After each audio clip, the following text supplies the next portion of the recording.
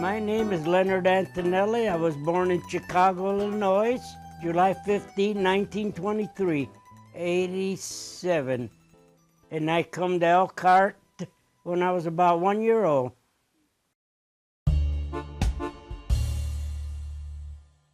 My dad was named Nick Antonelli, and they was born Forge, Walterad.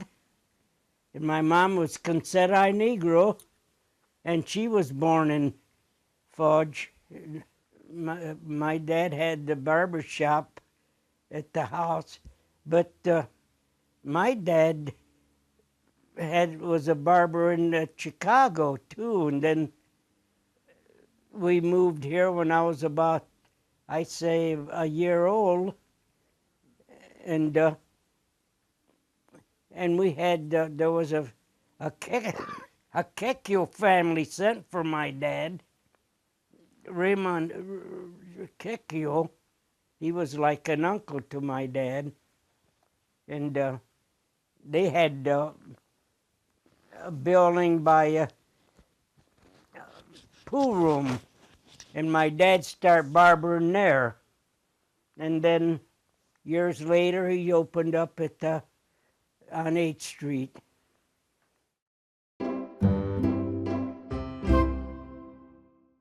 I had 4 sisters and a brother, and my brother's name was Louis Antonelli, and my oldest sister, Josephine Antonelli, and Carmeline Antonelli, Sinita Antonelli, and Marguerite Antonelli. No, I had pictures of him, but I never met him or anything.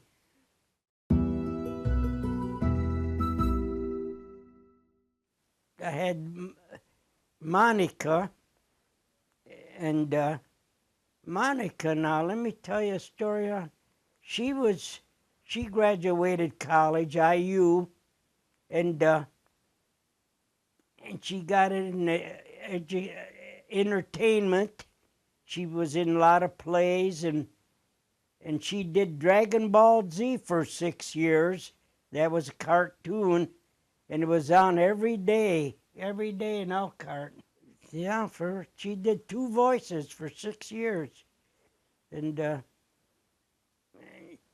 she was in Texas then now she's living in Minnesota. She's a librarian, and she's kind of got like a doctor's degree now. She worked her way up to being like a doctor. Says, you can call me a doctor now. Mike, he was never in service because he was too young, but he owned Vesuvio Pizza. I bought it for him when he was 18 years old, and we bought a couple of more, and he run them, and then he got tired of it, and we solos. And then David he's still at home with me, and that's my love. We get along. I'm taking him to Disney World in May for a couple of weeks. Then I have two stepboys. One's going to Notre Dame right now getting his master's. That's my wife's boys. And he had a twin brother. He got his master's at IU, and got a granddaughter, Anna. She's in Vietnam getting her master's from the government, some kind of a master. And they're doing real good. And my boy Danny, he owns a big soccer arena in Indianapolis called Off the Wall. We bought like 10 acres of land in Carmel, and I got a little investment in there yet, and doing real good. Busy. The Colts players send their kids there. Boy, yeah, a lot of fun.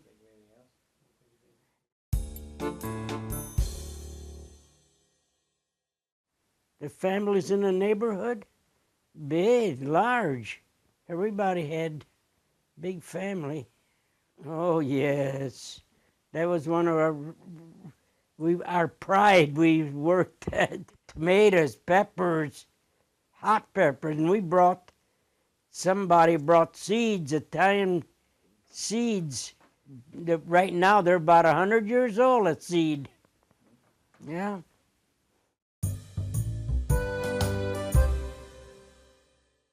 They were real close. Yes, real close. Well, we visit each other. You could walk down the street and they would call you in and get a glass of wine when you're going to walking downtown. There was no cars. Our first car we had was a 1933 Chevy. Brand new, my dad bought.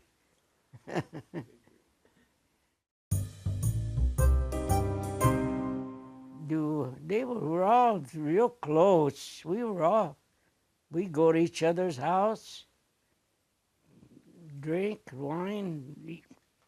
My role, I started going to the golf course caddying when I was about 10 years old. That was my role, and the girls were just keeping house, I think.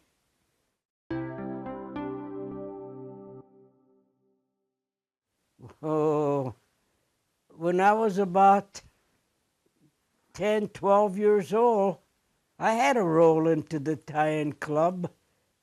On Sundays, and like in the winter, I start the fire. It was just a little barn right where the tie-in club is now. And on Sunday they opened it up, maybe have a keg of beer in there, and I would warm it up. Well, I think we lost a lot of it. Nobody's real close. They all went their way, moved out, and I wished we could still have the tie-in club where we used to meet and put on a lot of good things. Now, those days are gone. Yeah. Well, that's a tough game. You can't learn it just by watching it, and it's hard to learn by playing it. I don't know who won the Briscoe tournament Saturday. It wasn't me. I got beat. I won it last year. Got beaten the first playoff. I went home early. Yeah, it's a crazy game. Don't drink.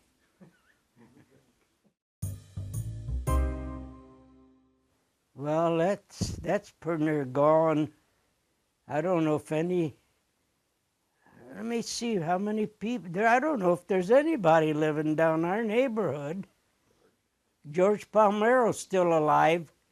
That's about it. Oh yes, there was always music. My mom they fool everybody. They says, look on the radio, Kunjat is singing. And this was at Montagno's house. And in the basement of Montagno, they put a wire on the TV or the radio and says, she's on the radio. We ate a lot of pasta, and we ate everything. Goat, oh, that was good. We made our sausage, and wine. We made wine by the ton of grapes. We made about 300 gallons of wine a year. Never drank that much. We gave it away. The house, I think my dad paid about $700 or $800 for the house. No basement, no furnace. I think it still had gas lights in our house. And then we started digging the basement all by hand and throwing it in the yard in the back. And we made 4 rooms out of that basement. Then we got a furnace, all dug by hand.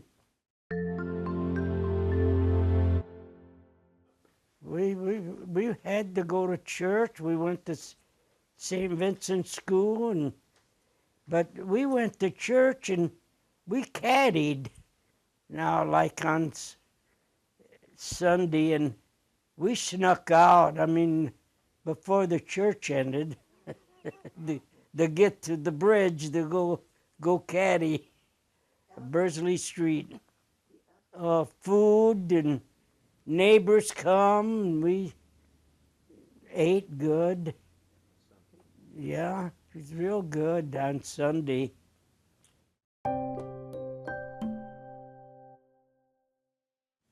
Christmas was probably our biggest, and we go to midnight mass, and after mass, we cook fish right after church and invite people, and that was a big thing for us. Yeah. Easter, it was the same thing. We love Easter too. Always pasta. But she made, my mom was a cook. She made a lot of things. She knew how to cook. Well, that's on May Day, first Sunday in May, and they carried the statue in the church. They all met at the church, and they all walked in and carried the statue. That was big doings. And then we used to go to the Italian club, and there was food and drink and dancing, and we used to close the street, and we have horses for the kids, and it was just a big party, a lot of fun. May Day, yeah.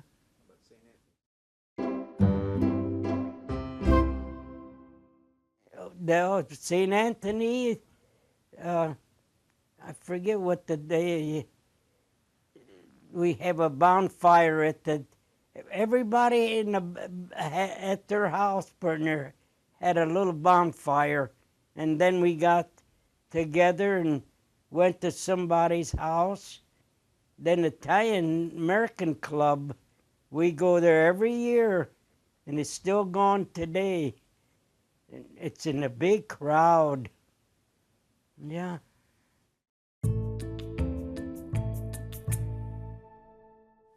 I love spaghetti. Yeah. I love watercress. Watercress. I don't know if anybody knows what watercress is, but it's good.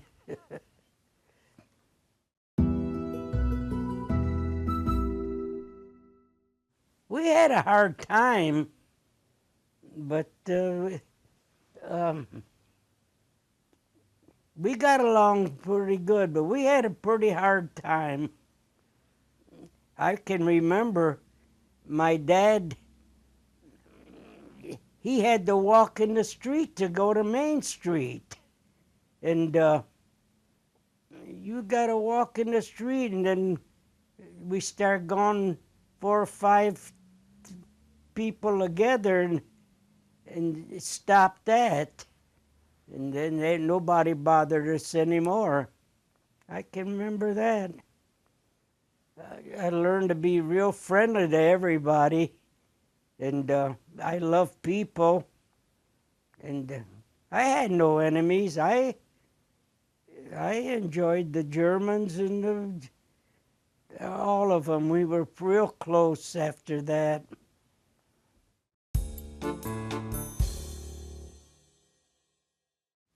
Yes, but not quite as much. Everybody moved and went their way, and then you hardly ever get to see. Maybe in church or something going on at the Italian club, we would meet, and we always have a lot of fun when we did meet them.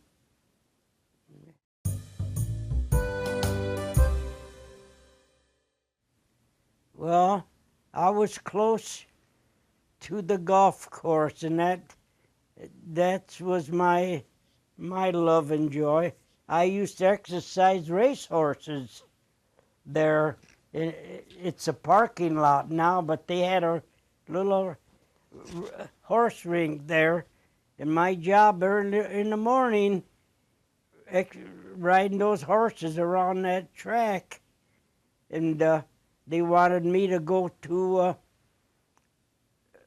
jockey school in Narragansett, and my mom says, no, he's going to finish high school. Oh, yes. I used to buy 10 papers for a dime, sold them for 2 cents, made a dime, and then went home. Maybe my mother bought a chicken or something. That was during the Depression. Yeah, and sold extras. In those days, there was no radio, no TV, and it's something important come out, there was an extra paper, and boy, we would get up and sold or stop everybody, sold extras. Boy, crazy. My first job, I caddied, and I got to meet important people from Miles, Adelaide, Excel. I mean the top men, and they offered me a job when I turned 18 years old to go work at Excel. And boy, what a surprise everybody was, because nobody was working. And that was my first job, and I stayed there till the war started. And then until after the war, we made tank windows for the Army, and I was a spot welder. What a job that was, boy, jumping up and down. We had a lot of, and Excel made the Elkhart, and I found down in the basement some stainless steel Elkhart, and I gave them away. Boy, if I had them today, they were worth a lot of money. That's my first job. Then I went to barber school. A bunch of us, John Lucchese, I forget who all went, but we all went. And then we opened up a barber shop. I was with my dad. That was it.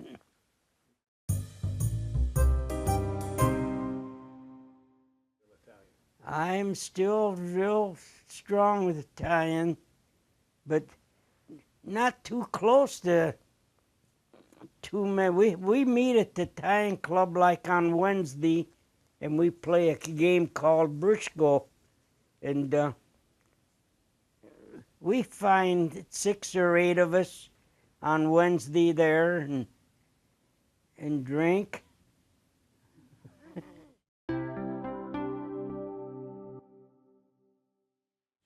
Well, just to be around the friends that I love.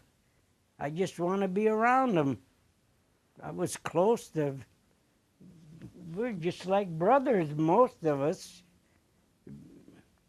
Yeah, and played golf together. We had the tying golf tournament.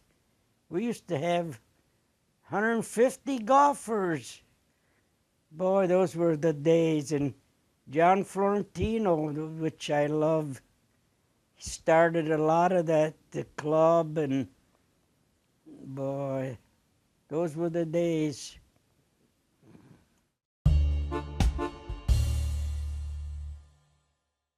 Yes, I am. But I'm American, but I'm proud to be Italian. Yeah.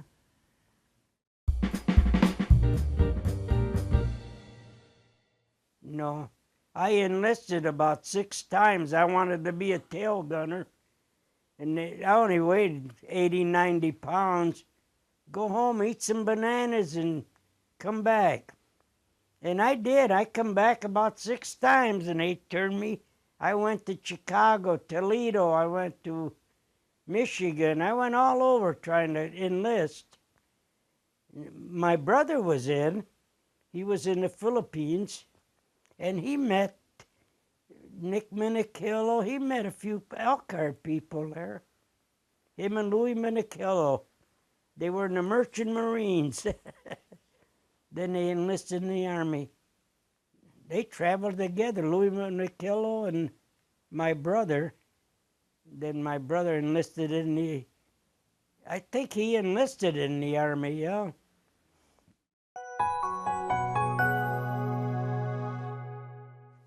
I retired when I was 62, so I'm 87. I don't know how many years that's been, but I love everything I'm doing. I had a good life, a good wife. She watched me like a hawk.